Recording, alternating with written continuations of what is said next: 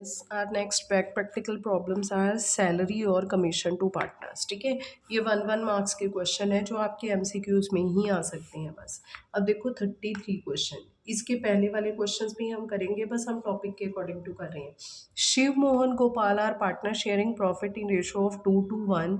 Shiv entitled to commission. वो entitled word का मतलब वो योग है कमीशन के, मतलब वो इतना अच्छा काम करता है कि हम उसे कमीशन दें। डीड में लिखा हुआ है कि 10% ऑन प्रॉफिट। अब देखो 10% ऑन प्रॉफिट लिखा है, ना बिफोर ना आफ्टर, तो हमने बिफोर ही सोचना है। Net profit for the year 1,10,000। Deter the amount of commission. कोई आपने P&L अप्रोप्रिएशन नहीं बना के दिखाना, सिंपल वर्किंग नोट बनाना है जिसमें शिव की कमीशन दिखानी है। ठीक है, अब आप लिख सकते हो शिव कमीशन। ठीक है ना, बस सिंपल वर्ड्स लिख सकते हो आप। ठीक है, अब यहाँ पे नेट प्रॉफिट कितना दे रखा है, 1,10,000 का हमने सीधा 10% निकाल के दिखा देना है, ये आ गया 11,000 रुपये। ठीक है, अब देखो 34 क्वेश्चन, बिल्कुल सिंपल क्वेश्चन है ये। आभा, बॉबी, विनीत 3 पार्टनर हैं, sharing profit equally. As per the deed Vineet entitled to 10% net profit after charging such commission. Net profit के ऊपर देना है, पर ये कमीशन माइनस करने के बाद हमें तो पता ही नहीं है कमीशन कितनी आई है। तो हमने क्या करना है, पहले हम ये देख लें कि हमने किसकी कमीशन दिखानी है। ठीक है, as per the deed Vineet entitled commission. ठीक है, तो यहाँ पे हम लिखेंगे विनीत्स कमीशन। पेपर में आप अच्छे से करके आना है प्रेजेंट, ताकि पेपर वाले को समझ आ जाए कि आप कहना क्या चाहते हो। ठीक है, अब देखो यहाँ पे 2,20,000 के ऊपर देना है, पर 2,20,000 में से पहले वो कमीशन माइनस करो जो विनीत को देनी है। हमें तो पता ही नहीं, वो कैलकुलेट ही नहीं होगी। तो हम क्या करेंगे, 10 का 110। ठीक है ना, 10/110 मतलब हमने 10 में वो 100 में वो 10 इंक्लूड कर लिया है। जब हम उसे ऑपोजिट करेंगे तो ऑटोमेटिकली वो डिडक्ट हो जाएगा, प्लस क्या क्या हो जाएगा, माइनस हो जाएगा। ठीक है, तो यहाँ पे 0 में 0 कैंसल, ये कितना आ जाएगा, 20,000 रुपये। ठीक है, द आंसर इज 20,000 रुपीज़। ठीक है, बस डिटर्मिन ही पूछा हुआ है। नेक्स्ट देखो क्वेश्चन, नेक्स्ट उसने कहा है 35 क्वेश्चन। ये छोटे छोटे क्वेश्चन है, एमसीक्यू में आएंगे, और बाकी आपको पूरी बुक, ये हम बेसिक कर रहे हैं, फंडामेंटल्स कर रहे हैं, सारी बुक में ये क्वेश्चन हमें काम आने वाले हैं बच्चे। ठीक है, अब देखो नेक्स्ट क्वेश्चन है 35 question. ABCD are partners 4:3:1 ratio है, earned a profit 1,80,000। As per the deed profit to partners will get commission 20% after charging such commission. जब भी आफ्टर आएगा बस 20/120 लगा देना है। ठीक है, which they will share, very good. अब जो वो है कमीशन निकलेगी, वो किसी एक पर्सन को नहीं देनी, उसको आपने इस रेशो में बांटना है। ये कमीशन शेयरिंग रेशो है, ये प्रॉफिट शेयरिंग रेशो है। ठीक है, you are required to show appropriation of profit. याद रखना है, पेपर में बच्चे बच्चे कर तो सारा कुछ देते हैं। मान लो पेपर में क्वेश्चन आया 3 नंबर का कि आप शो योर एप्रोप्रिएशंस। ठीक है, पर आपने क्या कर दिया, सिर्फ वर्किंग नोट में करके दिखाया है, तो आपको पेपर में 1.5 नंबर मिलेगा। 3 नंबर में से 1.5 नंबर कट गया, वहीं आपके 100 का टारगेट जो है वो खत्म हो जाता है। काफ़ी बच्चे घर पे आके कहते हैं हमारे 90-95 मार्क्स बन जाएंगे, पर जब आते हैं वो आ जाते हैं 80 मार्क्स। ठीक है, क्यों, क्योंकि इन छोटी छोटी बातों में ही मार्क्स कट जाते हैं। ठीक है, क्योंकि उनको प्रेजेंटेशन चाहिए होती है मेनली। क्योंकि अब तो जो सीए का भी पेपर है वो भी आपका एमसीक्यू बेस्ड पेपर नहीं आता। ठीक है, मल्टीपल चॉइस क्वेश्चंस नहीं आते, उसमें भी डिटेल क्वेश्चंस आते हैं, क्योंकि बच्चों को प्रेजेंटेशन ही नहीं आया करती, तभी उन्होंने ये किया है शुरू।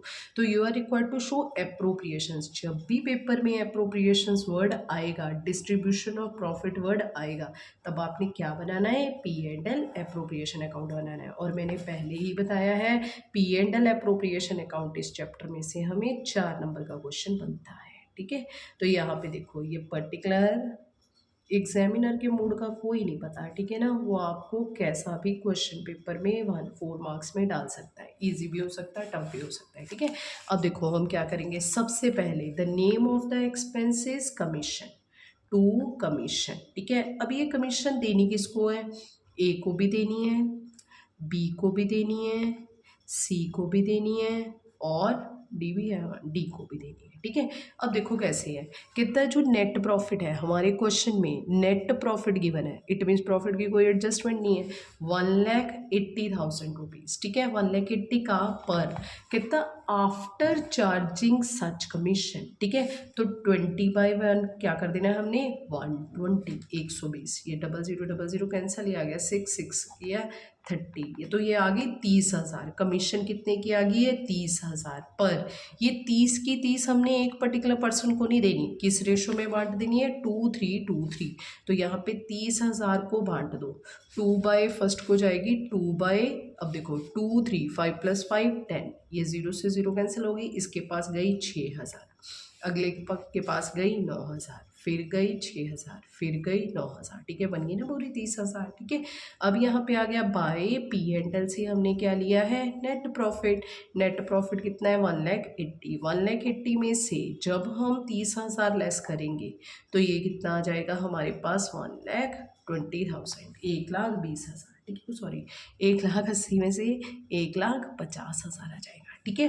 तो ये जो हमारा प्रॉफिट है ये आपने किस में बांट देना है, चारों में, ए कैपिटल, बी कैपिटल, सी कैपिटल और डी कैपिटल में, ठीक है। तो यहाँ पे अब ये जो प्रॉफिट है ये तो हमने इस रेशो में तो कमीशन बांटी थी, प्रॉफिट को इस रेशो में बांटेंगे, 1.5 लाख इंटू 4/10, ठीक है ना, 4 10 20 10, लो जी ये कितना आ गया, 15 चौका 60, ये आ गया 60,000, ये आ गया 45,000, इसको आ गया 30,000 और 15,000, ठीक है।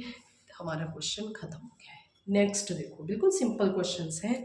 अब आगे देखो, जितने भी ये छोटे क्वेश्चंस आएंगे बहुत सिंपलेस्ट क्वेश्चन है, सिंपल क्वेश्चन है। अब देखो 36 question, XY are partners, X entitled to salary 10,000 per month, commission of 10% of profit after salaries but before charging commissions, ठीक है। Y entitled to salary, Y को भी सैलरी मिलेगी, कमीशन भी मिलेगी, पर आफ्टर चार्जिंग ऑल कमीशंस, ठीक है, सारी कमीशंस चार्ज करने के बाद, पार्टनर सैलरी के बाद, ठीक है ना, एंड पार्टनर सैलरी ये भी बीच में ही लगा लो। कितनी, नेट प्रॉफिट, नेट प्रॉफिट आ गया तो इट मीन्स प्रॉफिट की कोई एडजस्टमेंट नहीं है, ठीक है। शो डिस्ट्रीब्यूशन ऑफ प्रॉफिट, याद रखना है पेपर में जैसे वो डिस्ट्रीब्यूशन बोलेगा आपके दिमाग की घंटी बज जाएगी कि हमने क्या बनाना है, P&L एप्रोप्रिएशन अकाउंट बनाना है। यहाँ पे देखो P&L appropriation account, particular, rupees, particular और रुपीज़। लो जी, सबसे पहले हम name of the expenses salary किसको देनी है, एक्स कैपिटल, एक्स के अकाउंट में डाल देनी है, और वाइस कैपिटल, वाई के अकाउंट में डाल देनी है, ठीक है। अब देखो एक्स की सैलरी कितनी है, x entitle to salary 10,000 per month, याद रखना है इसे, ये पूरे साल का बन रहा है, गुना कर देनी 12 से, 1,20,000, ठीक है। अब wise salary of 25,000 per annum, इसे बस 25,000 पूरे साल का देना है, ठीक है। यहाँ पे हमारा बाय P&L पेपर में आ जाएगा नेट प्रॉफिट। देखो बच्चे, इन केस मान लो पेपर में आपने नेट प्रॉफिट बिल्कुल सही लिखा है, आपने अपनी सैलरीज बिल्कुल सही लिखी हैं, पर कमीशन में मिस्टेक आ गई तो पेपर में सिर्फ कमीशन का मार्क्स कटेगा, आपके ये फुल मार्क्स आएंगे, ठीक है ना। तो आपको घबराने वाली बात नहीं है कि मुझे तो ये क्वेश्चन ही नहीं आता, क्वेश्चन नहीं छोड़ना, आपको इसका हाफ मार्क्स इसके 1.5 नंबर मिलेंगे, जो 1.5 नंबर आगे वाला है वो आपका कट जाएगा, ठीक है। तो आपने यहाँ पे देखो, नेक्स्ट दूसरी बात, अकाउंट्स में एक और भी अच्छी बात है कि क्यूमुलेटिव इफेक्ट जो है उसके मार्क्स आपको नहीं कटते, कभी भी फुल मार्क्स मिलते हैं। क्यूमुलेटिव इफेक्ट क्या होता है वो मैं अभी आपको बता देती हूँ। देखो नेक्स्ट है 2 कमीशन, कमीशन किसको देनी है, एक तो एक्स को, दूसरी वाई को देनी है। अब देखो क्या बोला है उसने, कहता है एक्स की जो कमीशन है कितने, यहाँ पे commission of 10% net profit after partners salaries, ठीक है, बट बिफोर चार्जिंग कमीशंस, ठीक है। अब देखो आफ्टर पार्टनर सैलरी का मतलब 4,20,000 में से, आफ्टर पार्टनर्स का मतलब 1,20,000 इसे दे देना है, -25,000 इसे, दोनों की सैलरी ज़्यादा ज़रूरी है कमीशन से, ठीक है। अब देखो 4,20,000 में से 1,20,000 लेस किया तो ये कितना आ गया, 3 लाख आ गया। 3 लाख में से 25,000 लेस किया तो ये कितना बन गया, 2,75,000, ठीक है। तो 2,75,000 का आपने कितना देना है, सिर्फ 10% देना है। इसने बोला है but before charging commission, commission charge करने से पहले, तो 10/110 नहीं लगाना, ठीक है। तो ये कितना आ गया, 27,500, 27,500 रुपये आ गया, ठीक है। अब उसने वाई की कमीशन को भी बोला है। वाई की कमीशन कैसे देनी है, 10% ऑफ नेट प्रॉफिट, जो नेट प्रॉफिट है उसका 10% देना है। बट क्या कह रहा है, कहता after charging all commissions and partners salaries, कहता पहला सैलरी भी लेस कर दो 1,20,000, 25 कहता कमीशन भी माइनस कर दो 27,500, कितना ऑल कमीशंस, मतलब एक्स की कमीशन तो माइनस करो ही, वाई की भी कर दो। वाई की कहाँ से कर दें, वाई की तो आई ही नहीं, अभी हमें पता ही नहीं है। तो हमने क्या लगा देना है, 20% तो नहीं था, नहीं 10%, तो 10/110 लगा देना है यहाँ पे, ठीक है। अब देखो सिंपली यहाँ पे हमें, यहाँ तक तो हमने निकाल लिया था 27,000, 2,75,000। अब देखो 2,75,000 में से हम ये भी 27,500 रुपये लेस कर देते हैं। ये माइनस करने के बाद हमारे पास कितना बच जाता है, ये 7, यहाँ पे बच जाता है 6 में से 4 2, ठीक है ना। ये आ गया 2,47,500, 2,47,500 का अब आपने 10/110 निकाल देना है। 0 में से 0 कैंसिल, ये कर दो, 2 पे गया, ये बच गया यहाँ पे 2 7, फिर 2 पे गया, ये आ गया 5, ये गया 5 पे, ठीक है ना, 00, ये आ गया 22,500, ठीक है। तो इसकी कमीशन हमने कितनी निकाल दी है, 22,500 रुपये, ठीक है। अब देखो हमने अपने 4,20,000 में से, ये 4,20,000 हमारा प्रॉफिट है, 4,20,000 में से हमने ये सारे खर्चे माइनस कर देने हैं। सारे खर्चे माइनस करने के बाद हमारे पास प्रॉफिट आ गया 2,25,000, ठीक है। जो हमने किसको बांट देना है, टू प्रॉफिट किसको दे देना है, हमने एक्स कैपिटल में और वाई की कैपिटल में, ठीक है। जो हमारे पास क्वेश्चन में रेशो क्या दे रखी है, दोनों की, the partners in a firm, ratio given ही नहीं है तो किस रेशो में बांट देना है, इक्वली, 1,12,500, 1,12,500, ठीक है। अब देखो मैं अभी आपको क्यूमुलेटिव की बात कर रही थी। क्यूमुलेटिव क्वेश्चन में क्या होता है, मान लो आपको ये जो सारा क्वेश्चन है इसमें यहाँ पे मान लो पेपर में ना ये क्वेश्चन ऐसे आया है, हाफ मार्क्स इसका, हाफ मार्क्स इसका, इसका 1 मार्क्स, क्योंकि आपने कैलकुलेट करके दिखाना है, इसका 1 मार्क्स, इसका हाफ मार्क्स और इसका हाफ मार्क्स। मान लो पेपर में 1 2 3 4 नंबर का क्वेश्चन ऐसे बना करता है, ठीक है।